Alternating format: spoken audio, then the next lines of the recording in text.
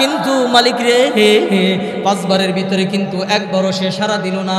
আল্লাহ তাআলা বলেন না রে ও ফেরেশতারা, তাকে ধ্বংস করা যাবে না। আমার বান্দার জন্য সুন্দর একটা রাত্র দিলাম, সারা রাত্র ঘুমাইয়া আমার বান্দা হয়তোবা আগামীকালকে সকালবেলায় হয়তোবা ফজরের নামাজ পড়তে পারে। সুবহানাল্লাহ।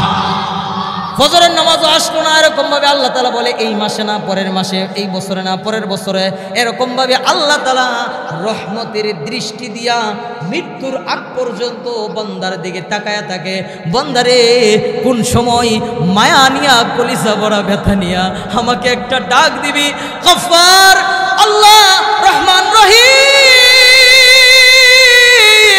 বইলা একটা ডাক দিবে, আর আমি ডাকে সাড়া দিয়া লাব্বাইকা ইয়া আবদি বইলা তোমার तमाम জিন্দেগীর সব গুনাহগুলি maaf করে দিব। সুবহানাল্লাহ। तमाम জিন্দেগীর সব গুনাহগুলি maaf করে দিয়া আমি তোমাকে বেগুনাহ মাসুম বানাইয়া এমন এক জান্নাতের মালিকানা বানাইবো, যেই জান্নাত কোনোদিন চোখে দেখো নাই, যেই জান্নাত কোনোদিন কল্পনাও করো নাই, এমন এক জান্নাতের মালিকানা বানাইবো। এই পৃথিবীর 1-2টার সমান নয়, এই পৃথিবীর 10 পৃথিবীর সমান একটা জান্নাতের মালিকানা বানাইবো বান্দা। শুধু তাই নয়, এই পৃথিবীটা যত দাম হবে তোমাকে যে জান্নাতটা দিব, ওই জান্নাতটার একটা ইট যদি খরিদ করা হয়, বিক্রি করা হয়, একটা ইটের সমতুল্য तमाम পৃথিবী কুল কায়নাত হবে না। এমন একটা জান্নাত তোমাকে আমি দান করব, এমন একটা জান্নাত। এরকম ভাবে আল্লাহ তাআলা ডাকতে থাকেন। এখনো সময় আছে যারা নাকি মনে করেন যে গুনাহ নিয়া, পাপাচার নিয়া 60, 70, 80, 100 বছর জিন্দেগি গুনাহ করেছেন, যাই নামাজের মুসল্লাটা বিছাইয়া রাতের আধারে, যাই নামাজের মুসল্লাটা বিছাইয়া রাতের আধারে 2 রাকাত নামাজ পড়ে মালিকের কদমে সেজদাটা ঠেকাইয়া, কপালটা ঠেকাইয়া বলো, আল্লাহ এই 70 বছরের জীবনে তোমার খালি নাফরমানি করেছি, আল্লাহ এই যে কপাল তোমার কদমে ঠেকাইলাম, যতক্ষণ না মাফ না করবা ততক্ষণ পর্যন্ত কপাল উঠাইব না। আর যদি 2 ফোঁটা চোখের পানি ফেলে দাও, আল্লাহ তাআলা সাথে সাথে तमाम জিন্দেগীর গুনাহ মাফ করে দিবে। এই জন্য তওবা করতে হবে, তওবা। আল্লাহ রাব্বুল আলামিন তুমি যদি তওবা করো, যত বড়ই পাপাচার করো না কেন, আল্লাহ তাআলা তোমার পাপাচারগুলো মাফ করে দিবে। শুধু বান্দার হক যদি তুমি আদায় করা থাকে, বান্দার হক যদি আদায় না করো তাহলে কিন্তু হবে না। আল্লাহ রাসূল সাল্লাল্লাহু আলাইহি ওয়াসাল্লাম, আল্লাহ রাসূল সাল্লাল্লাহু আলাইহি ওয়াসাল্লাম যেদিন উফাত করবেন, উফাতের সময়, আল্লাহ রাসূলের উফাতের সময় তিনি জ্বরে আক্রান্ত অবস্থায়,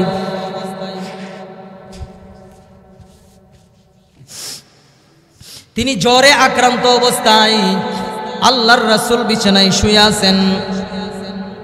একজন সাহাবী হযরত ফজলকে ডাক দিলেন, হে ফজল আমি অসুস্থ, আমাকে ধরো, আমাকে নিয়ে চলো, তুমি লোকেদের বীরে নিয়ে চলো। আল্লাহ রাসূলকে ধরলেন হযরত ফজল, উঠাইলেন, মানুষের বীরে নিয়ে গেলেন। হযরত ফজলকে বললেন, ফজল তুমি সকল মদিনাবাসীকে ডাক দাও, সবাইকে ডাক দাও, আমি সকলের সাথে কিছু কথা বলতে চাই। সকল মদিনাবাসীকে ডাক দেওয়া হলো, সবাই একত্রিত হলেন আল্লাহর রাসূলের ডাকে। আল্লাহর রাসূল সাল্লাল্লাহু আলাইহি ওয়াসাল্লাম একটা খুতবা দিলেন, নাহমাদুহু ওয়া নুসাল্লি আলা রাসূলিল কারীম। একটা খুতবা দিলেন আল্লাহর রাসূল, দিয়া বলতেছেন, হে আমার সাহাবারা, তোমরা কি আমার কাছে কেউ পাওনা দাওনা পাও নাকি, টাকা পয়সা পাও? হুয়াল গফুরুর রহিম, যারা নাকি গুনাহ করে, পাপাচার করে, আমার অবাধ্য চলে নিজের জীবনকে জাহান্নামের লাকড়ি বানায় দিছো, তোমরা কিন্তু আমার রহমত থেকে নৈরাশ হয় না। আমি রব্বে করিম গফফার, আমি রব্বে করিম সত্তার, আমার কাছে মায়া লয়া কলিজা ভরা বেতা লয়া একটা ডাক দিবা তো 70 বছরের যত গুনাহ আছে আমি আল্লাহ তাআলা সাথে সাথে মাফ করে দেব, আমি আল্লাহ তাআলা মাফ করে দেব। এবার আসেন আল্লাহ রাব্বুল আলামিন তার যে এই 99 ভাগ রহমত, এই রহমত কাল কিয়ামতের ময়দানে বান্দাদের উপর প্রদর্শন করবেন কিভাবে? মুফাসসিরিন কেরামগণ লেখেন যে অনেক বর্ণনা আছে, তার মাধ্যমে আপনাদের সামনে আমি 4টা বর্ণনা বলব। শুনতে রাজি আছেন তো ইনশাআল্লাহ? কাল কিয়ামতের ময়দানে, হাসরের ময়দানে, মাশরে যখন হাসরের মাঠ কায়েম হয়ে যাবে, বিচার কার্যকর শুরু হয়ে যাবে, আল্লাহ তাআলা বিচারকের মসনদে বসে যাবেন, তখন আল্লাহ তাআলা ডাক দিবেন, এদিকে আসো, তোমার বিচার হবে। একজন আসলো, নেকির পাল্লা, নেকি মাপ দিল, বদি মাপ দিল। এবার নেকির পাল্লা হালকা হয়ে গেছে, বদির পাল্লা ভারী হয়ে গেছে। আচ্ছা বলেন তো, গুনাহ বেশি হইলে কোথায় যাবে? জাহান্নামে। গুনাহ বেশি হয়ে গেছে, আল্লাহ তাআলা ডাক দিয়ে বলতেছেন, এই জাহান্নামী ফেরেশতারা কোথায়? আমার এই বান্দাকে তোমরা জাহান্নামে নিয়ে যাও। জাহান্নামী ফেরেশতারা তাকে দইরা জাহান্নামে নিতে চাইবে। জাহান্নামী ব্যক্তি ডাক দিয়ে বলবে, আল্লাহ তুমি কিন্তু আমার প্রতি ইনসাফ করো নাই, তুমি কিন্তু আমার প্রতি সুবিচার করো নাই। আল্লাহ তাআলা ডাক দিয়ে বলবে, বান্দারে দুনিয়ার মধ্যে পাপাচার করলি, গুনাহ করলি, গুনার পাল্লা ভারী করে ফেলাইছো, গুনার কারণে জাহান্নামে চলে যাইতেছো। কিভাবে তোমার প্রতি আমি বেবিচার করলাম? এবার জাহান্নামী ব্যক্তি ডাক দিয়ে বলবে, আল্লাহ তুমি না কোরআনে কারীমের মধ্যে ফটক তৈরি করেছো, বিসমিল্লাহির রহমানির রহিম, তোমার সত্তাবাচক নামের পরে রাহিম নাম ব্যবহার করেছো। পরম করুণাময় অসীম দয়ালু আল্লাহ না তুমি?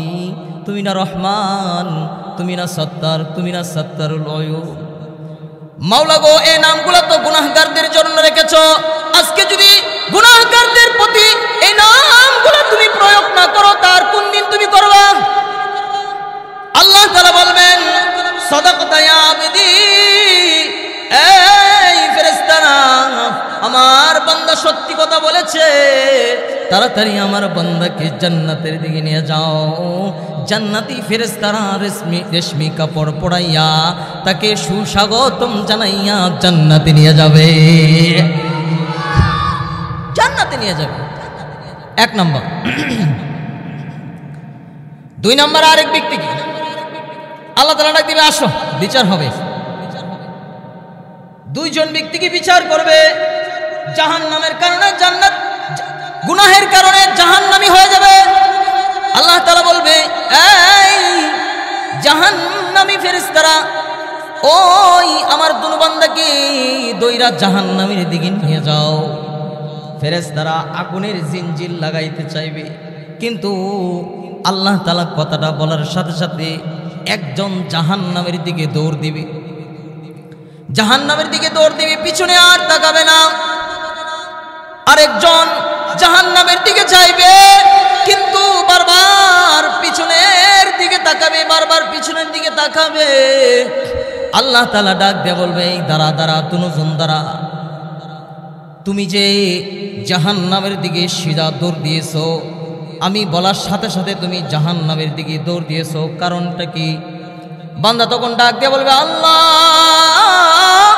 দুনিয়ার মধ্যে তো গুনাহ করেছি, আল্লাহ দুনিয়ার মধ্যে অন্যায় করেছি, তোমার নাফরমানি করেছি, কিন্তু আল্লাহ এখন হাসরের মাঠে তুমি যখন আমাকে বলেছো জাহান্নামে যাওয়ার জন্য, আল্লাহ গো জাহান্নামের দিকে দৌড় দিয়েছি কেন জানুনি? বাবা সন্তান যখন অপরাধ করে ফেলে বাবার কাছে আসে, আর বাবা যখন তাকে শাস্তি দিতে চায়, সন্তান যখন শাস্তিটাকে মাথা পেতে নেয়, নিঃসন্দেহে বাবার মনে মায়া ভালোবাসা জন্মায়া যায়। আমার সন্তান অপরাধ করে ফেলেছে, কিন্তু করার পরে শাস্তি দিছি, শাস্তি মাইনা নিছে, যা আমার সন্তানকে আর শাস্তি দিলাম না। আল্লাহ আমি তো জানি বাবা তার সন্তানকে যতটুকু ভালোবাসে এর থেকে কোটি কোটি গুণ বেশি ভালো তুমি আমাকে বাসো। আল্লাহ আল্লাহু আকবার। এর থেকে বেশি তুমি আমাকে ভালোবাসো। মালিক রে, তোমার রহমতের দরিয়ার মধ্যে যদি তুফান উঠে যায়, তোমার রহমতের দরিয়া, তোমার যদি মায়া লাগে, আমাকে যদি ডাক দিয়ে বলো জান্নাতে যাওয়ার জন্য, এই জন্য তোমার হুকুমকে লঙ্ঘন করি নাই, দৌড় দিয়েছি জাহান্নামের দিকে, সোজা দৌড় দিয়েছি জাহান্নামের দিকে। আল্লাহ তাআলা ডাক দিয়ে বলবে, ফেরেশতারা রে, আমার রহমতের দরিয়ার মধ্যে তুফান শুরু হয়ে গেছে, আমার বান্দারে আর জাহান্নামে দেওয়া যাবে না, তাকে সোজা আমার জান্নাতে পৌঁছাইয়া দাও, সোজা আমার জান্নাতে পৌঁছে। দ্বিতীয় ব্যক্তিকে জিজ্ঞাসা করবে, তুমি যে জাহান্নামের দিকে যাইতেছো কিন্তু বারবার তাকাইতেছো কেন? বারবার পিছনের দিকে তাকাও, কারণটা কি? সে বেচারা বলবে, আল্লাহ তুমি না কোরআনে কারীমের মধ্যে বলেছো, কুল ইয়া ইবাদিয়াল্লাযীনা আসরাফু, কুল ইয়া ইবাদিয়াল্লাযীনা আসরাফু আলা আনফুসিহিম লা তাকনাতু মির রাহমাতিল্লাহ, কুল ইয়া ইবাদিয়াল্লাযীনা আসরাফু আলা আনফুসিহিম লা তাকনাতু মির রাহমাতিল্লাহ ইন্নাল্লাহা ইয়াগফিরুয যুনুবা জামিআ ইন্নাহু হুয়াল গফুরুর রহিম। জুড়ে বলেন আল্লাহু আকবার। তুমি না বলেছো আল্লাহ যতই গুনাহ করি, যতই অপরাধ করি, যতই পাপাচার করি, তোমার রহমত থেকে নৈরাশ না হওয়ার জন্য, এই জন্য আল্লাহ বারবার পিছনের দিকে তাকাই। মালিক রে, তুমি যদি আমাদেরকে মাফ করে দাও, বারবার তাকাই, তোমার নি মায়া লাগে, তোমার নি দয়া লাগে আল্লাহ, এই জন্যই বারবার তাকাই আল্লাহ। আল্লাহ তাআলা বলেন, সাদাকতা ইয়া আবদি, তুমি সত্য কথা বলেছো। আয় আমার জান্নাতি ফেরেশতারা, তাকে জান্নাতি রেশমি পোশাক পরে আর জান্নাতে নিয়ে যাও। আল্লাহু আকবার। জান্নাতের পোশাক পরে আর রেশমি কাপড় পরে জান্নাতে নিয়ে যাও। আল্লাহ তাআলা মাফ করে দিয়েছে। আল্লাহ তাআলার রহমতের দরিয়ার যখন তুফান শুরু হয়ে যায়, 60 আর 70 নয়, 80 আর 100 নয়, 200 আর 300 নয়, মাপ চাইতে দেরি হয়, আল্লাহ তাআলা তার বান্দাকে মাফ করতে দেরি হয় না, ঠিক কিনা বলেন?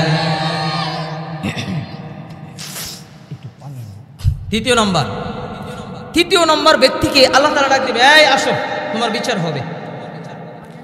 এই বেচারা যখন আসবে, আসার সাথে সাথে তার শরীরের যত অঙ্গ প্রত্যঙ্গ আছে না, শরীরের হাত, পা, চোখ, নাক, জিহ্বা, কান, প্রত্যেকটার মুখ হয়ে যাবে। আল্লাহ তাআলার কাছে তার বিরুদ্ধে সাক্ষী দিতে থাকবে, আল্লাহ আমি হাতের দ্বারাই সে কিন্তু অমুক গুনাহ করেছে, আল্লাহ গো আমি পায়ের দ্বারাই সে কিন্তু অমুক গুনাহ করেছে, আমি চোখের দ্বারাই সে কিন্তু অমুক গুনাহ করেছে। আল্লাহ চক্ষু দিয়া পরনারী দেখেছে, পা দিয়া হাইটা যাইছে, হাত দিয়ে স্পর্শ করেছে। আল্লাহ এরকম ভাবে যখন সাক্ষী দিতে থাকবে, আল্লাহ তাআলা বলবেন জাহান্নামী হয়ে গেছে। আল্লাহ তাআলা ফেরেশতাদেরকে বলবেন, এই ফেরেশতারা যাও আমার বান্দাকে জাহান্নামের দিকে নিয়ে যাও।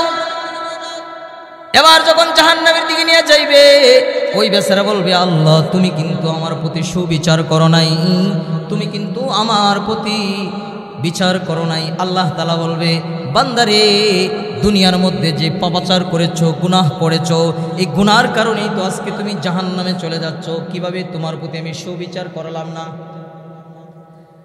আল্লাহর বান্দা তখন ডাক দিয়ে বলবে, আল্লাহ তুমি না বলেছো হাসরে ময়দানে মাশরে যার কোনো বন্ধু নাই তার বন্ধু তুমি হয়ে যাইবা, যার কোনো আপন নাই তার আপন হয়ে যাইবা, যার কোনো আত্মীয় স্বজন নাই তার আত্মীয় স্বজন হয়ে যাইবা, যে অসহায় তার প্রতি তুমি সহায় হয়ে দাঁড়ায় যাইবা।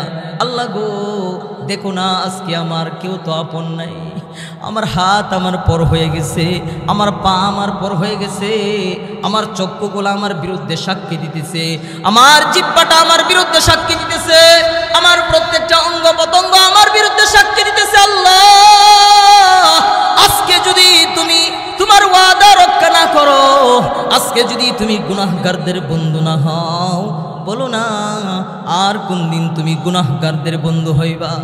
আল্লাহ তাআলা বলে, ফেরেশতারা রে, আমি আর ঠিক থাকতে পারলাম না, আমার এই বান্দাকেও জান্নাতের দিকে নিয়ে যাও, জান্নাতের দিকে নিয়ে যাবে।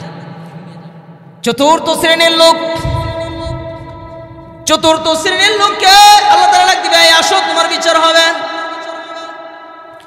এবার চতুর্থ শ্রেণীর লোক আসবে, আয়েশা নেকি বুদ্ধি ওজন করা হবে, শুধুমাত্র একটা নেকির কারণে সে জাহান্নামে চলে যাচ্ছে। একটা নেকি, ভাই কথা বললেন না, কয়টা নেকি? একটা নেকি শর্ট। আচ্ছা বলেন তো, সুবহানাল্লাহ একবার পড়লেন, কয়টা নেকি হয়েছে? সবাই তো ওয়াজ জানেনি, 10টা নেকি হয়ে গেছে। কয়টা নেকি হয়েছে? এই যে অবসর সময় কাটায়, হায়াতের জিন্দেগি কাটায়, ওই হাসরে ময়দানে মাশরে শুধুমাত্র একটা নেকির জন্য সে জাহান্নামে যাবে। আল্লাহ তাআলা বলবে, যাও জাহান্নামে চলে যাও। আর এখন বসে আছি সকাল থেকে নিয়ে সন্ধ্যা, সন্ধ্যার থেকে নিয়ে সকাল, দেখেন তো 24 ঘন্টা মালিকের নাজ ও নিয়ামতের উপরে ডুবে আছি। একটা মাছ যেরকম ভাবে 24 ঘন্টা পানির ভিতরে ডুবে আছে, আপনার আমি আল্লাহর রহমতের ভিতরে এর থেকে আরো বেশি ডুবে আছে, ঠিক কিনা বলেন? দিলে দরদ নিয়া, কলিজার মধ্যে দরদ নিয়া, মালিকের ভালোবাসা নিয়া দৈনিক কয়টা ডাক দিছেন একটু যদি কল্পনা করেন তাহলেই বের হয়ে যাবে, ঠিক কিনা বলেন? বের হয়ে যাবে বাবা।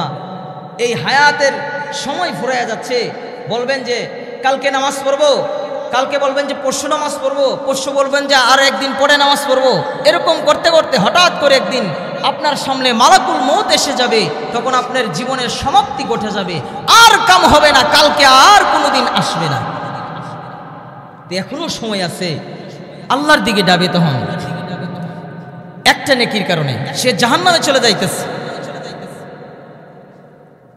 ওই জাহান্নামী ব্যক্তি বলবে, আল্লাহ আচ্ছা আমার তো একটা নেকি শুধুমাত্র বাকি, আমাকে একটু সময় দাও, আমি হাসরের মাটি একটু ঘুরে দেখতে চাই যে একটা নেকি যদি আমি কারো কাছ থেকে সংরক্ষণ করতে পারি, একটাই তো নেকি।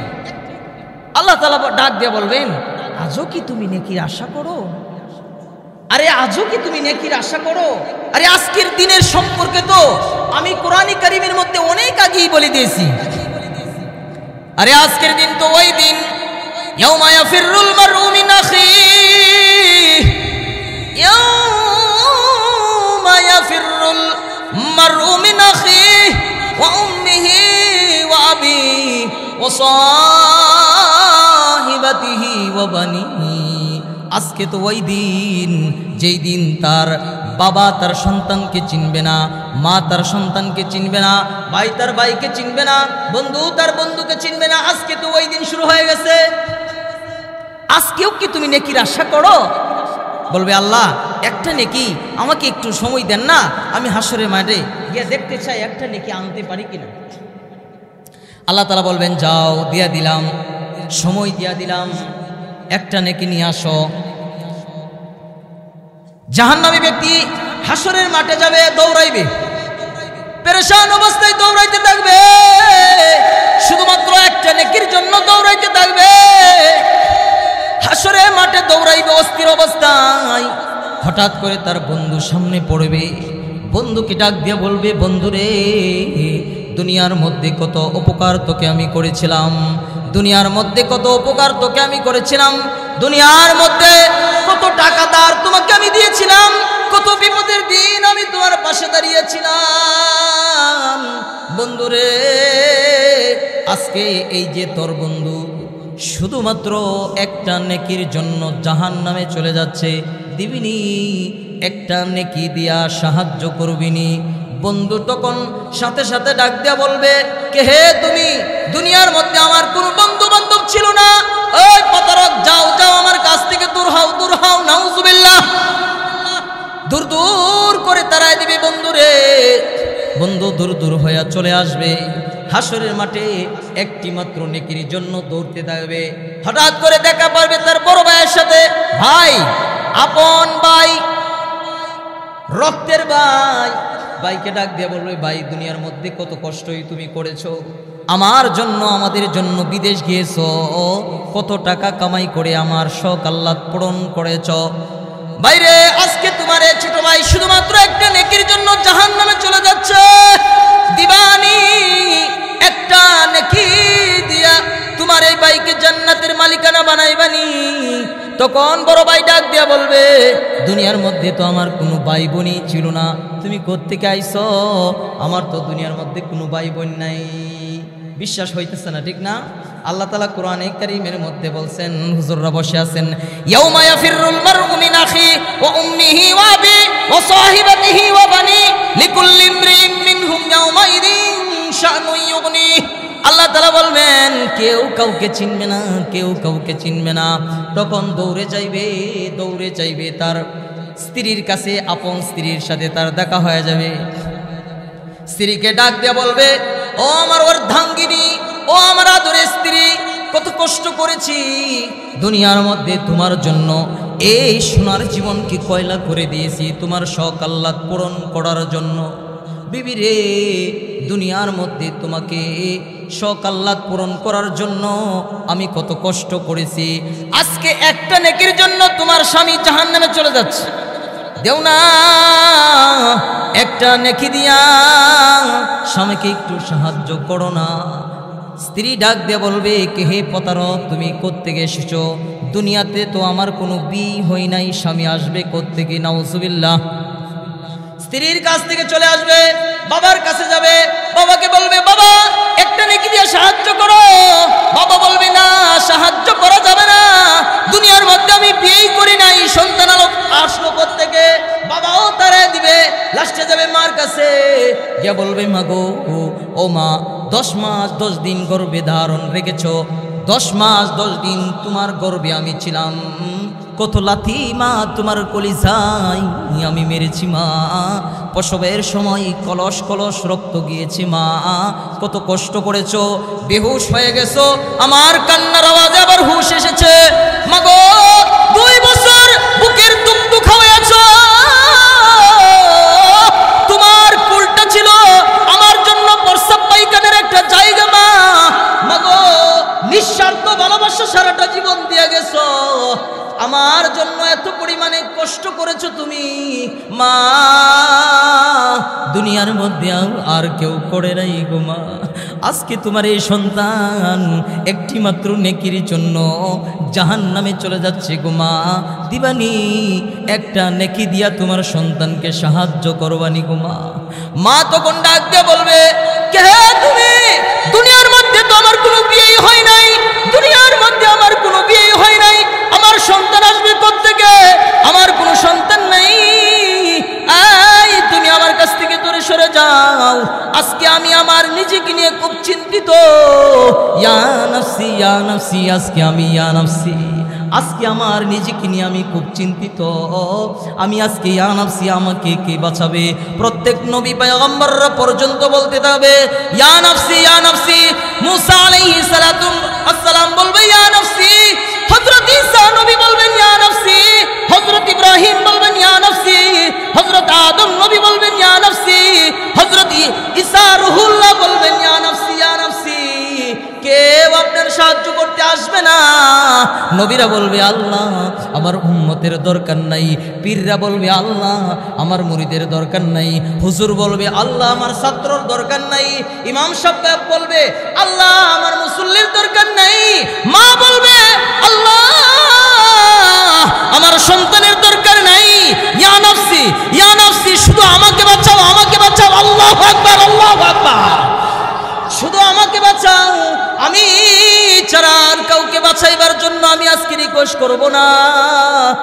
ওই দিন শুধুমাত্র একজন ওই দিন শুধুমাত্র একজন আপনার আমার জন্য সুপারিশ করবেন, তিনি হলেন আপনার আমার নবী, রাহমাতুল লিল আলামিন নবী, দুজাহানের নবী, দুজাহানের সরদার নবী, আউয়ালে নবী, আখির নবী, জাহির নবী, বাতিন নবী, নবীদের নবী, সকল নবীদের সেরা নবী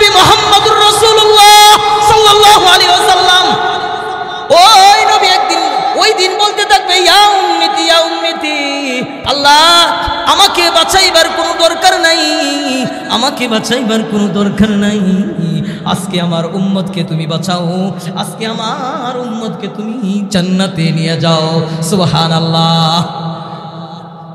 এই বেচারা হাসরের মাঠ ঘুরবে, কিন্তু একটা নেকি পাবে না কারো কাছে।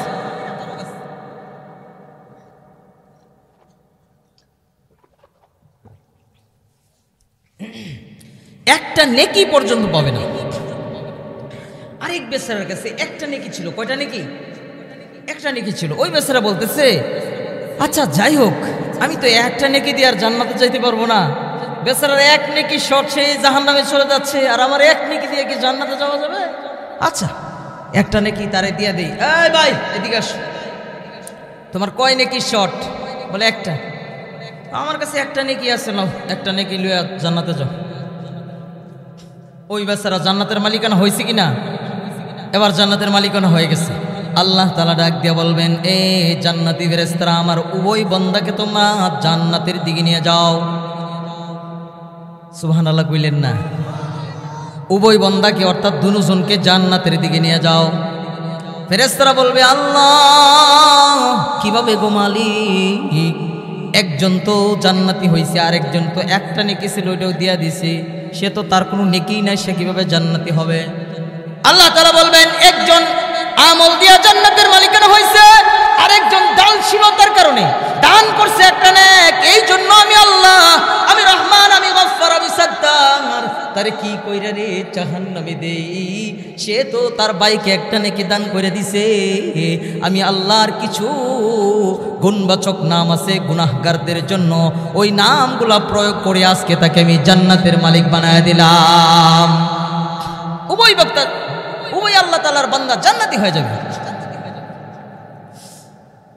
তে আল্লাহ রাব্বুল আলামিনের ৯৯ ভাগ মায়া। কয় ভাগ? ৯৯ ভাগ মায়া দিয়া আপনি আমাকে যেদিন ভালোবাসবেন, ওই দিন কি পরিমাণ ভালোবাসবেন, আপনি আমাকে আল্লাহ তাআলা কতটুকু পরিমাণে ভালোবাসেন? আপনার মার মতন? আমার মা আমাকে যতটুকু ভালোবাসে, আল্লাহকে ততটুকু ভালোবাসে? কোশ্চিন কালেও না। আমার বাবা আমাকে যতটুকু আমাকে ভালোবাসে, আল্লাহকে ততটুকু ভালোবাসে? কোশ্চিন কালেও না। বাবা কি বলছিলাম যে আল্লাহ তাআলার ১০০ ভাগ রহমতের মধ্যে, ১০০ ভাগ মায়ার মধ্যে ১ ভাগ মায়া তাম পৃথিবীর সকল কুল কায়নাতের মাখলুকাতের মধ্যে বন্টন করিয়া দিছে। এর দ্বারাই মা তার সন্তানের জন্য জীবন দিয়া দেয়। আর আল্লাহ ওই ভাগ মায়া নিয়ে যিনি বসে আছেন, ইনাকে একটা না, উনাকে যদি মহব্বত নিয়া, মায়া নিয়া, ভালোবাসা নিয়া গফফার মালিককে একটা ডাক দিতে পারেন, আপনার তাম জিন্দেগির সব গুনাহ মাফ করে দিবেন। মহব্বতে জিকির করেন, লা ইলাহা ইল্লাল্লাহ,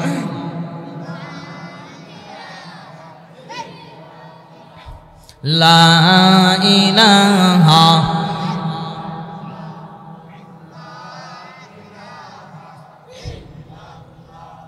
লা ইলাহা। আসমানের মালিক যে আল্লাহ, জমিনের মালিক সে আল্লাহ। পড়ো লা ইলাহা ইল্লাল্লাহ।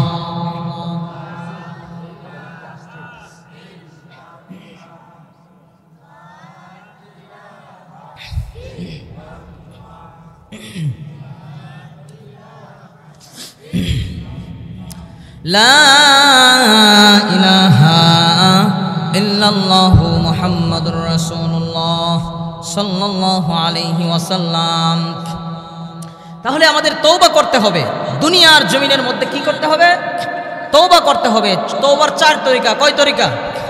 4 তরিকা। 1 নম্বর, আপনি যে গুনাহ করেছেন, যে গুনাহ আপনি করেছেন, এই গুনার প্রতি অনুতপ্ত হতে হবে। আপনি যে গুনাহগার, এই গুনার প্রতি অনুতপ্ত হতে হবে। 2 নম্বর, আল্লাহ তাআলার কাছে কাকুতি মিনতি করে মাফ চাইতে হবে। 3 নম্বর, আর কোনোদিন এই গুনাহ করব না ওয়াদা করতে হবে। 4 নম্বর, বান্দার হক, আল্লাহর হক একটা আছে, ওইদিকে চাইবো না, আমার আলোচনা ওইদিকে না। সংক্ষিপ্ত বলতেছি। আল্লাহর হক একটা আছে, আর একটা আছে বান্দার হক। আল্লাহর হক কি? ফজরের সময় মুয়াজ্জিন ডাক দিছে, আসসালাতু খায়রুম মিনান নাওম, ঘুম থেকে নামাজ কি ভালো, তাড়াতাড়ি আসো, তাড়াতাড়ি আসো। তুমি বলবা না, নামাজ থেকে আমার খেতার লেপের তলে আরো বেশি ভালো, ঠিক কিনা বলে? আমার কমলের নিচে আরো বেশি ভালো। ওইটা হলো আল্লাহর হক। আর বান্দার কিছু হক আছে। আপনি আরেকজনের 1000 টাকা মাইরা খাইছেন, আরেকজনের 1 লাখ টাকা মাইরা খাইছেন, আরেকজনকে কষ্ট দিয়েছেন, আরেকজনকে আঘাত করছেন। আপনার শক্তি আছে তো তাকে কষ্ট দিয়েছেন, জবানের দ্বারাই, আপনার হাতের দ্বারাই, ব্যবহারের দ্বারাই, এবং তার অর্থ সম্পদ আপনি খেয়ে ফেলেছেন। রাতারাতি খায়া আঙ্গুল কইলা কলা গাছ হয়ে গেছেন। আছে না মানুষ? রাতারাতি আঙ্গুল কইলা কলা গাছ হয়ে যায় না? এই যে হক, বান্দার হক, আল্লাহ কোনোদিনও আদায় করবে না, পরিশোধ করে দেবে না। হাসরের দিন আল্লাহ তাআলা বলবে, এই যাও, তুমি জান্নাতে যাও। তখন সে যখন জান্নাতে যাইতে থাকবে, তখন একজন পাওনাদার ঠাস করে পিছনে দিয়ে কালার মাঝে ধরবে, এই কই যাও, তোমার কাছে নেবে 100 টাকা পাই। ওহারে বেজলতে পড়ে গেছি, আরে 100 টাকা যদি না নিতাম, আজকে তো আমি সুদা জান্নাতে যাইতে পারতাম। এই তুমি 100 টাকা নিছো, টাকা দিয়ে যাও। ভাই টাকা তো নাই, টাকা নাইতে দিলে আমি আজকে বুঝি না, টাকা দিতে হবে। এবার আল্লাহর আদালতে নিয়ে আসবে, বলবো আল্লাহ, এই যে তোমার বান্দার কাছে আমি 100 টাকা পাই, তুমি তাকে বলছো জান্নাতে যাওয়ার জন্য, আমার টাকা যতক্ষণ পর্যন্ত সে আদায় না করছে আমি তাকে মাফ করবো না। আল্লাহ তাআলা বলবো, বান্দারে এটা তো আমার কিচ্ছু করার নাই, তুমি 70 বছর পর্যন্ত গুনাহ করছো, সব মাফ করে দিছি, জান্নাতের মালিকানা বানাই দিছি, বান্দার হক তুমি আদায় করো নাই, এটা তো আমার করার কিছু নাই। সে যদি তোমাকে মাফ করে তাহলে তুমি জান্নাতে যাইতে পারবা, নাইলে পারবা না। আল্লাহ তাআলা বলবেন, আমি আর পারবো না, বান্দার হক আমি মাফ করতে পারবো না। আরেকজন আয় ধরবে, এই আমার কাছে 1000 টাকা তোমার কাছে আমি পাইতাম। আরেকজন বলবে, এই আমার ক্ষেতের লাইল কাইটটা তুমি বেশি বাড়াইছিলা। আরেকজনে বলবে, এই আমার জমির মধ্যে তুমি বিল্ডিং তুলছিলা, শক্তি বেশি আছেন। আরেকজন আয় বলবে, এই আমাকে ঠাস করে একটা থাপ্পড় মারছে। আরেকজন আয়সা বলবে, এলাকার মধ্যে বেশি ক্ষমতার দর তুমি ছিলা, এই জন্য আমাকে কষ্ট দিয়েছিলা, আঘাত দিয়েছিলা, বারে বারে অকথ্য ভাষায় গালিগালাজ করেছিলা, মারতে এসেছিলা, আজকে তার বিচার না দিয়ে তুমি এক পা আগাইতে পারবে না। শেষ, আটকে গেছে। এবার 100 টাকার জন্য সে যদি দাবি না সারে, যদি তামাম জীবনের আমলও তার আমল নামাই দিতে হয়, তারপরেও দিয়ে দিতে হবে। বেচারার তো খুশি করতে হবে, ঠিক কিনা বলেন? তো এই জন্যই বান্দার হক আদায় করতে হবে। করতে হবে কি হবে না? শক্তি আছে দিকে দুর্বলকে কষ্ট দিবেন? হ্যাঁ, অন্যের জমিন মাইরা খাইবেন, অন্যের টাকা মাইরা খাইবেন? খাবেন না। তো 4টা বললাম, ওয়াদা করতে হবে। এই 4 তরিকা যদি আপনি তওবা করেন, আল্লাহ তাআলা তওবা কবুল করবেন। সুবহানাল্লাহ। আপনার জীবনে যদি বান্দার হক না থাকে, বান্দার হক যদি আপনি নষ্ট না করেন, আপনার জীবনে যদি বান্দার হক নষ্ট না করেন, তাহলে আপনার জীবনে আপনি মাপ চাইতে দেরি হবে, আল্লাহ মাপ করতে দেরি হবে না। সুবহানাল্লাহ। হযরত মুসা আলাইহিস সালাতু ওয়াস সালাম, আল্লাহ তাআলা একদিন মুসাকে ডাইকে বলতেছে, হে মুসা, যাও যাও, এলাকা থেকে বাহির হয়ে যাও, ওই মরু প্রান্তরে আমার একটা পেয়ারা বান্দা মারা গিয়েছে, যাও যাও, আমার বান্দার মুসা রে, আমার বান্দার গোসলের দায়িত্ব তোমাকে দিলাম, আমার বান্দার কাফন দাফনের দায়িত্ব আমি তোমাকে দিয়ে দিলাম, আমার বান্দার কবরস্থ করা, এরকম ভাবে জানাজা পড়ার দায়িত্ব আমি তোমাকে দিয়ে দিলাম। মুসা তাড়াতাড়ি যাও, তাড়াতাড়ি যাও। কিন্তু মুসা রে, আমার বান্দাকে মরু প্রান্তরে জানাজা পড়াইলে হবে না, আমার বান্দাকে তুমি বনি ইসরাইলের গ্রামের মধ্যে নিয়ে আসবা। হযরত মুসা আলাইহিস সালাতু ওয়াস সালাম মরু প্রান্তরে চলে গেলেন। আর আল্লাহ তাআলা ডাইকে বলতেছেন, মুসা, আমার ওই পেয়ারা বান্দাটার জানাজার নামাজ তোমার যে বান্দারা পড়বে, তোমার যে উম্মতেরা পড়বে, আমি আল্লাহ সকলের গুনাহ খাতাগুলি মাফ করে দেব। হযরত মুসা আলাইহিস সালাতু ওয়াস সালাম যুবককে মরু প্রান্তর থেকে গ্রামে নিয়ে আসলেন। ডাক দিলেন এলাকার মধ্যে ডাক দিলেন, এই তোমরা কারা আছো? এক আল্লাহর ওলি আনছি, তার জানাজার নামাজ যদি তোমরা পড়ো তাহলে আল্লাহ তাআলা তোমাদের तमाम জিন্দেগীর গুনাহ মাফ করে দেবে। কে কে আছো? আই তাড়াতাড়ি আই, আল্লাহর ওলির জানাজা পড়ার জন্য আসো। সকলে আহ্বান শুনছে।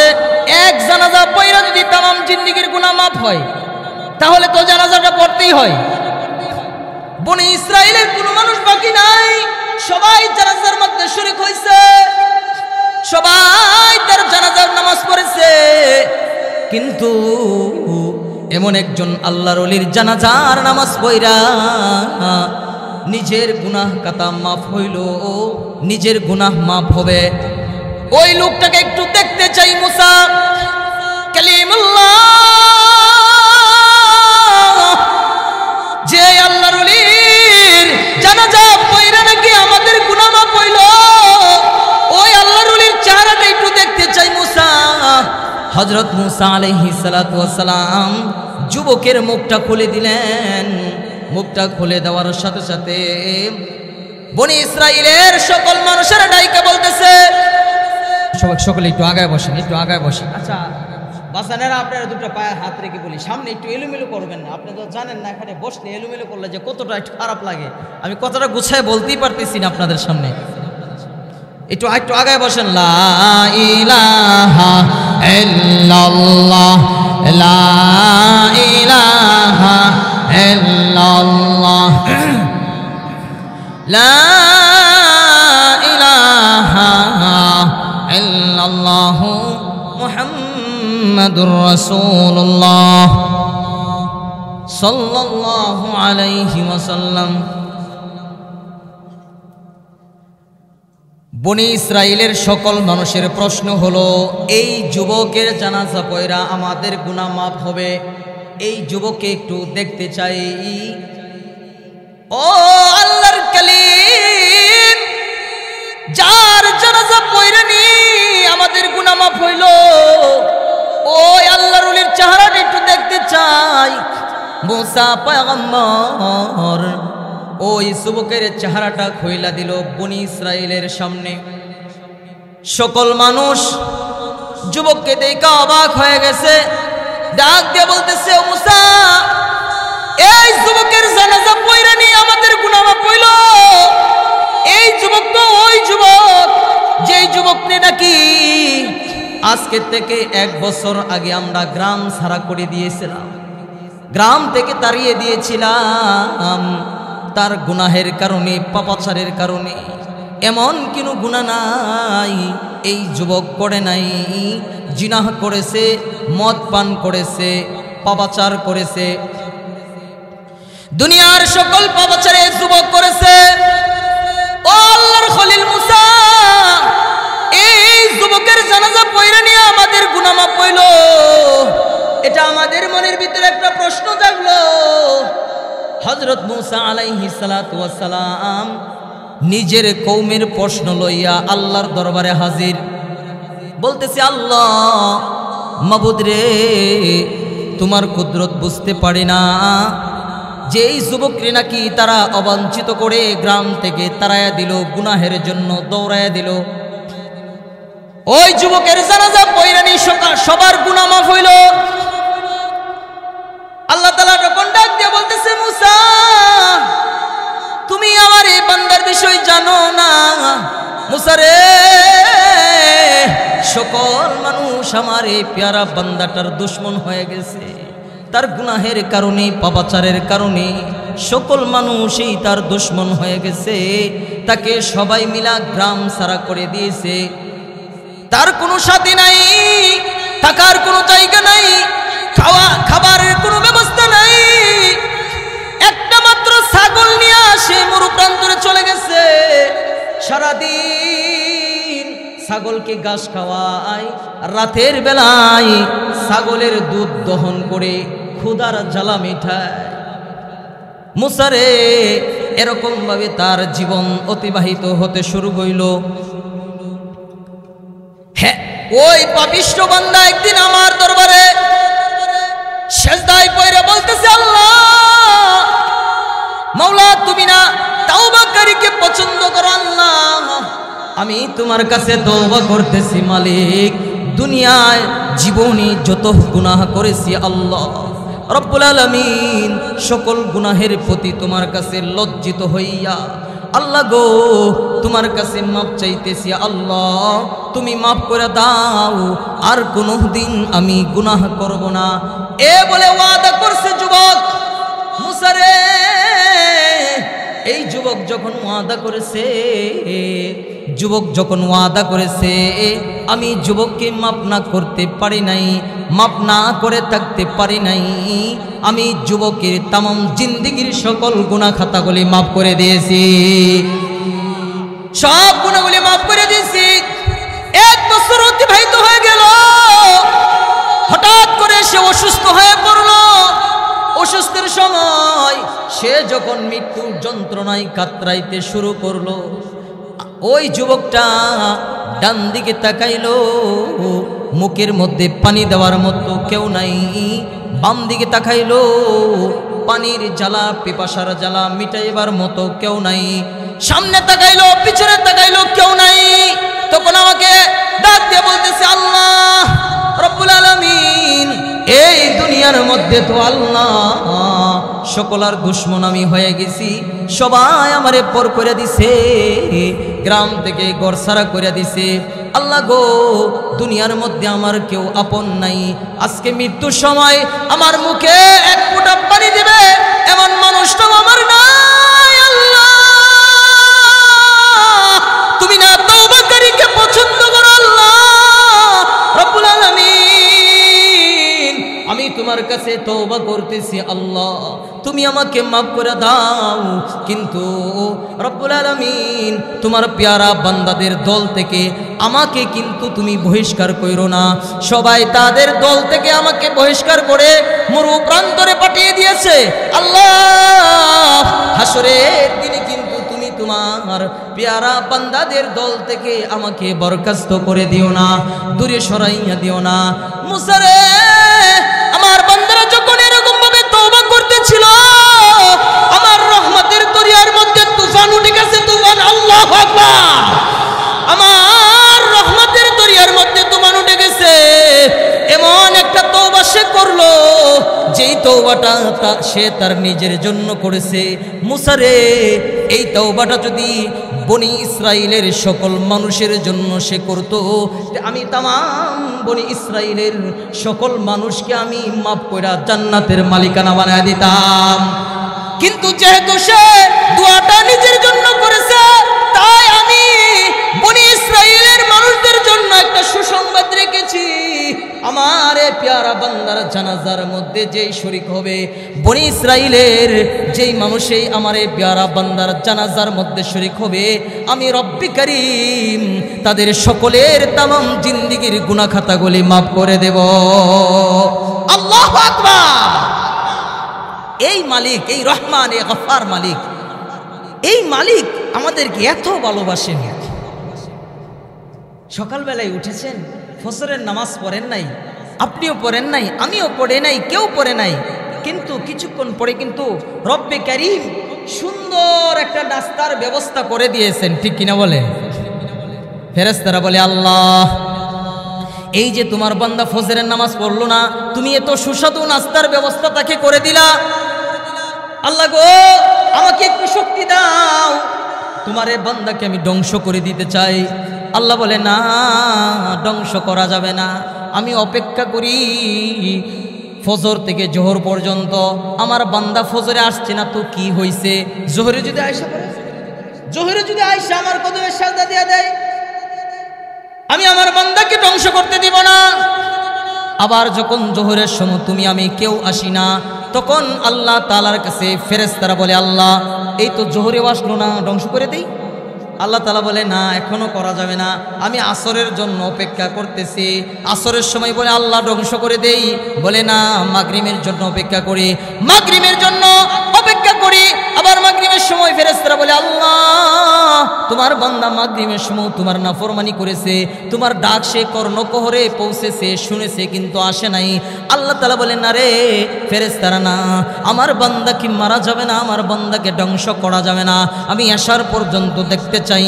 এশারের সময় আবার যখন তুমি আমি আল্লাহর ডাকে সাড়া না দেই, তখন ফেরেশতারা বলে আল্লাহ সারা দিনের ভিতরে তুমি 5 বার ডাক দিলা, একবারও তো সাড়া দিল না। নেতা ডাক দিলে কিন্তু সরাসরি নেতার ডাকে চলে যায়, বস ডাক দিলে বসের ডাকে চলে যায়, এরকম ভাবে এলাকার সবচেয়ে প্রবীণ ব্যক্তিত্ব ডাক দিয়ে তার ডাকে চলে যায়। কিন্তু মালিক তুমি হলে বাদশা, সকল বাদশাহের বাদশা তুমি তোমার কদমে সাজদা দেওয়ার জন্য ডাক দিলা, সারাদিন তুমি 5 বার ডাক দিলা, কিন্তু মালিক রে 5 বারের ভিতরে কিন্তু একবারও সে সাড়া দিল না। আল্লাহ তাআলা বলেন না রে ও ফেরেশতারা, তাকে ধ্বংস করা যাবে না, আমার বান্দার জন্য সুন্দর একটা রাত্র দিলাম, সারা রাত্র ঘুমাইয়া আমার বান্দা হয়তোবা আগামীকালকে সকালবেলায় হয়তোবা ফজরের নামাজ পড়তে পারে। সুবহানাল্লাহ। ফজরের নামাজও আসলো না, এরকম ভাবে আল্লাহ তাআলা বলে এই মাসে না পরের মাসে, এই বছরে না পরের বছরে, এরকম ভাবে আল্লাহ তাআলা রহমতের দৃষ্টি দিয়া মৃত্যুর আগ পর্যন্ত বান্দার দিকে তাকায়া থাকে। বান্দারে কোন সময় মায়া নিয়া কলিজা ভরা ব্যথা নিয়া আমাকে একটা ডাক দিবি, গফফার আল্লাহ রহমান রহিম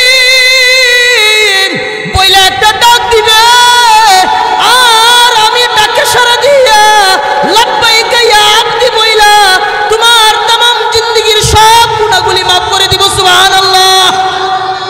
तमाम জিন্দেগীর সব গুনাহগুলি maaf করে দিয়া আমি তোমাকে বেগুনাহ মাসুম বানাইয়া এমন এক জান্নাতের মালিকানা বানাইবো, যেই জান্নাত কোনোদিন চোখে দেখো নাই, যেই জান্নাত কোনোদিন কল্পনাও করো নাই, এমন এক জান্নাতের মালিকানা বানাইবো। এই পৃথিবীর 1-2টার সমান নয়, এই পৃথিবীর 10 পৃথিবীর সমান একটা জান্নাতের মালিকানা বানাইবো বান্দা। শুধু তাই নয়, এই পৃথিবীটা যত দাম হবে, তোমাকে যে জান্নাতটা দিব ওই জান্নাতটার একটা ইট যদি খরিদ করা হয়, বিক্রি করা হয়, একটা ইটের সমতুল্য तमाम পৃথিবী কুল কায়নাত হবে না। এমন একটা জান্নাত তোমাকে আমি দান করব, এমন একটা জান্নাত। এরকম ভাবে আল্লাহ তাআলা ডাকতে থাকেন। এখনো সময় আছে যারা নাকি মনে করেন যে গুনাহ নিয়া, পাপাচার নিয়া 60, 70, 80, 100 বছর জিন্দেগি গুনাহ করেছেন, যাই নামাজের মুসল্লাটা বিছাইয়া রাতের আধারে, যাই নামাজের মুসল্লাটা বিছাইয়া রাতের আধারে 2 রাকাত নামাজ পড়ে মালিকের কদমে সেজদাটা ঠেকাইয়া, কপালটা ঠেকাইয়া বলো আল্লাহ এই 70 বছরের জীবনে তোমার খালি নাফরমানি করেছি, আল্লাহ এই যে কপাল তোমার কদমে ঠেকাইলাম, যতক্ষণ না মাফ না করবা ততক্ষণ পর্যন্ত কপাল উঠাইব না। আর যদি 2 ফোঁটা চোখের পানি ফেলে দাও, আল্লাহ তাআলা সাথে সাথে तमाम জিন্দেগীর গুনাহ মাফ করে দিবেন। এই জন্য তওবা করতে হবে, তওবা। আল্লাহ রাব্বুল আলামিন তুমি যদি তওবা করো, যত বড়ই পাপাচার করো না কেন, আল্লাহ তাআলা তোমার পাপাচারগুলো maaf করে দিবে। শুধু বান্দার হক যদি তুমি আদায় করা থাকে, বান্দার হক যদি আদায় না করো তাহলে কিন্তু হবে না। আল্লাহ রাসূল সাল্লাল্লাহু আলাইহি ওয়াসাল্লাম, আল্লাহ রাসূল সাল্লাল্লাহু আলাইহি ওয়াসাল্লাম যেদিন উফাত করবেন, উফাতের সময়, আল্লাহ রাসূলের উফাতের সময় তিনি জ্বরে আক্রান্ত অবস্থায়,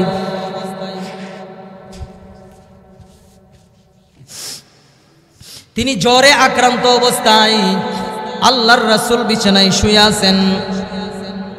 একজন সাহাবী হযরত ফজলকে ডাক দিলেন, হে ফজল আমি অসুস্থ, আমাকে ধরো, আমাকে নিয়ে চলো, তুমি লোকেদের ভিড়ে নিয়ে চলো। আল্লাহ রাসূলকে ধরলেন হযরত ফজল, উঠাইলেন, মানুষের ভিড়ে নিয়ে গেলেন। হযরত ফজলকে বললেন, ফজল তুমি সকল মদিনাবাসীকে ডাক দাও, সবাইকে ডাক দাও, আমি সকলের সাথে কিছু কথা বলতে চাই। সকল মদিনাবাসীকে ডাক দেওয়া হলো, সবাই একত্রিত হলেন আল্লাহর রাসূলের ডাকে। আল্লাহর রাসূল সাল্লাল্লাহু আলাইহি ওয়াসাল্লাম একটা খুতবা দিলেন, নাহমাদুহু ওয়া নুসাল্লি আলা রাসূলিল কারীম।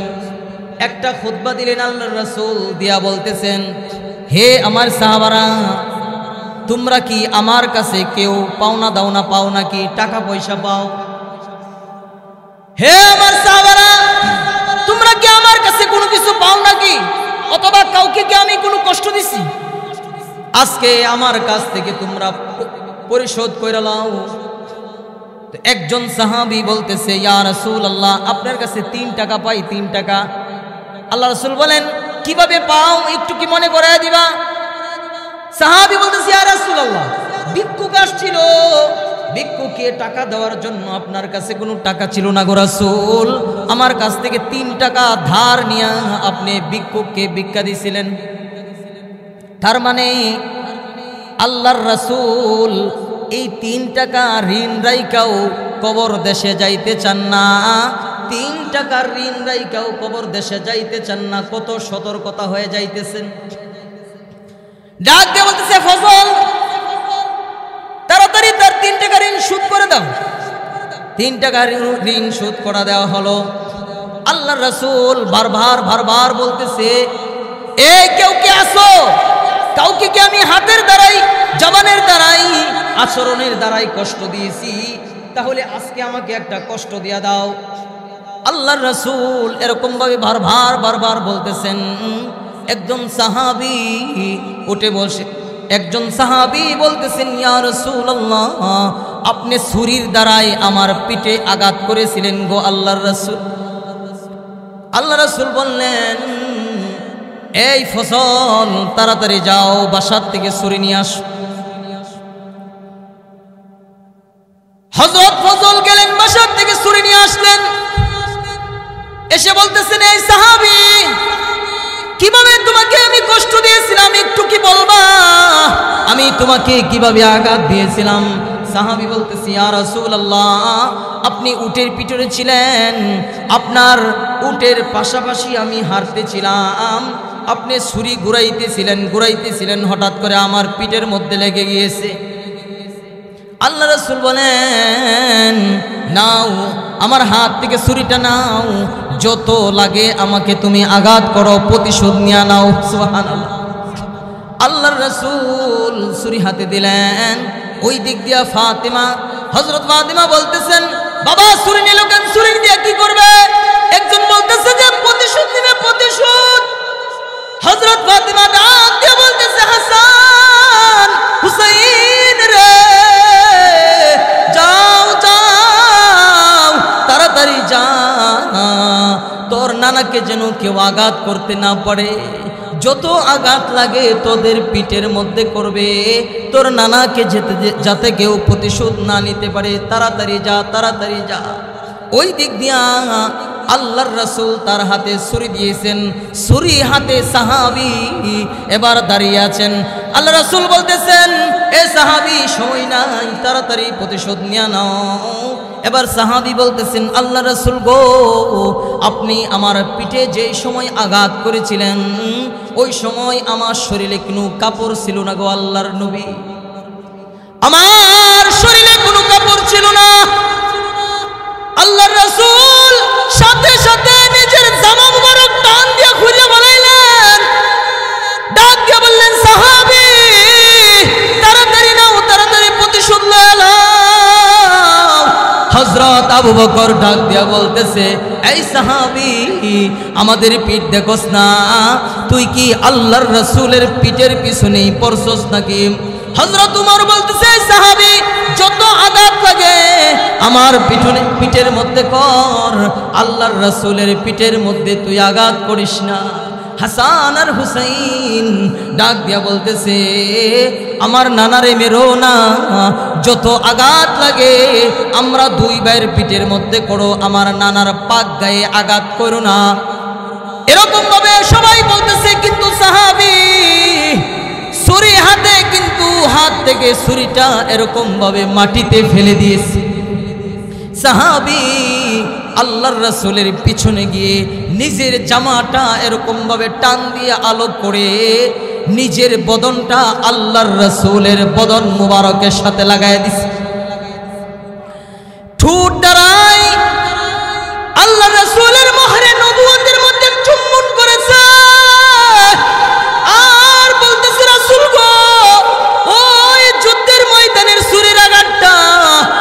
আমার নাজাতের জন্য জড়িয়া গো আল্লাহর রাসূল।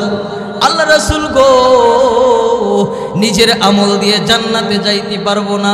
বহুদিনের স্বপ্ন ছিল যে আপনার বদনের সাথে, আপনার পিঠ মুবারকের সাথে আমার খালি বদনটা একটু লাগাইবো, আপনার মোহরে নবুয়তের মধ্যে একটু চুমবো। আল্লাহর রাসূল গো এটার উসিলা করিয়া কাল কিয়ামতের ময়দানে আল্লাহ তাআলার কাছে আমি চাইবো জান্নাত। আর মোহরে নবুয়তের মধ্যে চুম্বন করার কারণে আপনার শরীর মুবারকের সাথে আমার সিনা লাগার কারণে আল্লাহ তাআলা আমাকে কোনদিন জাহান্নামে দিতে পারবে না গো রাসূল। এই জন্যই আমি এই কাজটা করেছি। আল্লাহর রাসূল গো আমাকে আপনি ক্ষমা করে দিবেন, আমাকে আপনি ক্ষমা করে দিবেন, আমাকে আপনি ক্ষমা করে দিবেন। আল্লাহু আকবার, আল্লাহু আকবার। সাহাবী কি উসিলা করছে? রাসূলের মোহরে নবুয়তের মধ্যে চুম্বন করেছে। যেই জিনিসটা বুঝাইতে চায় আল্লাহর রাসূল 3 টাকা নিয়েও কবর দেশে যাইতে চান না। কেউ কাউকে আঘাত করেছে, অজান্তে আঘাত লইয়াও আল্লাহর রাসূল কবরে যাইতে চান না। আর রাতারাতি আঙ্গুল ফুলা কলা গাছ হয়ে গেছেন, কিন্তু কবর দেশে চলছেন। কি হিসাব মাওলার আদালতে দিবেন? হিসাবটা একটু মিলাইলেন না। যদি একটু হিসাব না মিলাইয়া যান, মাওলা পাক ডাক দিয়া বলবে, ওহে তুমি যে তোমারে যে দুনিয়ার মধ্যে 60-70 বছর 80 বছর জিন্দেগি দিয়েছিলাম, এ বান্দা সকালবেলায় তুমি যখন ঘুম থেকে উঠেছো কত সুন্দর করে তোমাকে ঘুম থেকে জাগ্রত করেছি, হাত পাগুলা চালাইছি, মাঠের মধ্যে তুমি চড়েছো, রিজিকের সন্ধান করেছো, ব্রেন কাজ করেছে, চক্ষু দিয়া দৃষ্টি শক্তি দিয়েছো, কর্ণগহর দিয়ে শুনেছো, হাত পা দুয়া তুমি চালাইছো বান্দা। সারাটা দিনের ভিতরে একবারও কি আমার কদমে তুমি সাজদা দিতে পারলা না? বান্দারে 60-70-80 বছর জিন্দেগি দিলাম, তামামটা জিন্দেগি নাফরমানে কাটাইলা। আজকে তুমি আমার সামনে দাঁড়াও আর তুমি তামাম জিন্দেগির হিসাব দিয়া আজকে তুমি জান্নাতে যাইবা। ওয়া ইয়ামাল মিসকালা যাররাতিন খায়রান ইয়ারা ওয়া মান ইয়ামাল মিসকালা যাররাতিন। আল্লাহু আকবার। এই হিসাব মিলে আজকে তুমি জান্নাতে যাও, আর না হয়তো জান্নাতে যাইতে পারবে না। যাইতে পারবেন? বলবেন যে না আল্লাহ জান্নাতে চলে যাব, পারবেন? পারবেন না। এই জন্যই এখনো সময় আছে বাজান। আমি বহু দূর থেকে এসেছি, আমার গেছে কালকে প্রোগ্রাম ছিল নেত্রকোনার দুর্গাপুর, সুসং দুর্গাপুর, মনে হয় নাম শুনছেন। ওখান থেকে আপনাদের কাছে আসছি। বয়ান তো না, আমার থেকে বড় বড় আলেম যারা আছে ওখানে বসে আছেন, যাদের জুতা টানার যোগ্য আমি না, কিন্তু আল্লাহ তাআলা এই দামি চেয়ারে বসাইছেন, দামি চেয়ারে বসাইছেন। আপনাদের কাছ থেকে আসছি মাত্র একটু দোয়া নেওয়ার জন্য, আর আমাদের বড়দের কিছু কথা নকল করে আপনাদের কাছে বলার জন্য, যাতে আমার 2টা কথার কারণে একটা মানুষ যদি হেদায়েতের পথে এসে যায়, একটা মানুষ যদি নামাজি হয়ে যায়, কাল কিয়ামতের ময়দানে আমার এই একজন নামাজি ব্যক্তির জন্য আমার জান্নাতে যাওয়া হয়ে যাবে ইনশাআল্লাহ।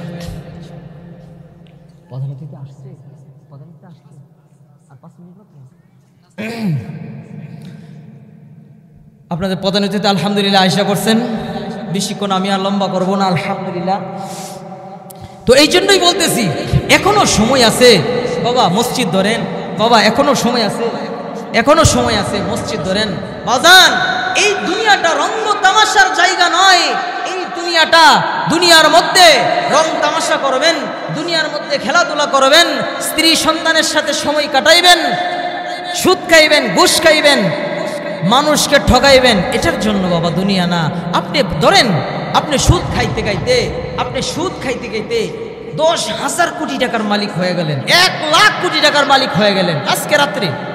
আচ্ছা বলেন তো, আগামীকালকে সকালবেলায় মসজিদ থেকে এলান করতেছে, বাড়িওয়ালা নাই রে বাড়ি, নাই রে দুনিয়াতে, অমুক ব্যক্তি মারা গিয়েছে, অমুক ব্যক্তি মারা গিয়েছে, জানাজার নামাজ জোহরের পরে হবে। আজকে জোহরের পরে বাবা আপনি কোটিপতি, কিন্তু আগামীকালকে জোহরের পরে আপনি যখন কবরের বাসিন্দা হয়ে যাবেন, আপনার এই কোটি কোটি টাকার সম্পদ এটার হিসাব আপনার সন্তান দিবে না, এটার হিসাব আপনার এরকম ভাবে স্ত্রী দিবে না, এটার হিসাব আপনার পিতামাতা কেউ দিবে না, শুধুমাত্র আপনাকেই দিতে হবে। ঠিক কিনা বলেন? শুধু আপনাকে দিতে হবে। তাহলে কিসের জন্য এই দুনিয়া? এই দুনিয়ার মধ্যে এত কিছু কিসের জন্য? এত বিল্ডিং, এত কিছু, এত শান, এত শৌকত কিসের জন্য? আজকে যদি মারা যায় কালকেই তো শেষ। ঠিক কিনা বলেন? 3 দিন পরে আপনার শরীরটা পোকামা করে খেয়ে ফেলবে। আর দুনিয়ার কত রাজা বাদশারা এই দুনিয়া ছেড়ে চলে গেছে। এমনও বাদশা ছিল যার আঙ্গুলের ইশারায় মানুষের গর্দান চলে যেত। এমনও বাদশা ছিল যার আঙ্গুলের ইশারায় মানুষের গর্দান ফেলে দেওয়া হইতো। এমনও বাদশা ছিল যার আঙ্গুলের ইশারায় হাজার মানুষকে কতল করা হইতো। এমনও নারী ছিল যাদের সৌন্দর্যের কারণে হাজারো যুবক পাগল ছিল। এমনও বড় শক্তিশালী ছিল যার শক্তির দাপটের কারণে এলাকা পর্যন্ত কাঁপতো। আজকে তারা কোথায়? আজকে তারা মাটির সাথে রেজা রেজা হয়ে গেছে। ঠিক কিনা বলে? মাটির সাথে আজকে তারা মিশে গেছে। তারা কেউ নাই, সকলে চলে গেছে। এই জন্য কি বলবেন যে ওরা এত সম্পদ রাইখে গেছে, কবরে কি কোনো সম্পদ নিয়ে যাইতে পারছে? আপনি কি তাদেরকে সম্পদ দিচ্ছেন? দেন নাই। এই জন্যই বলবো যে এখনো সময়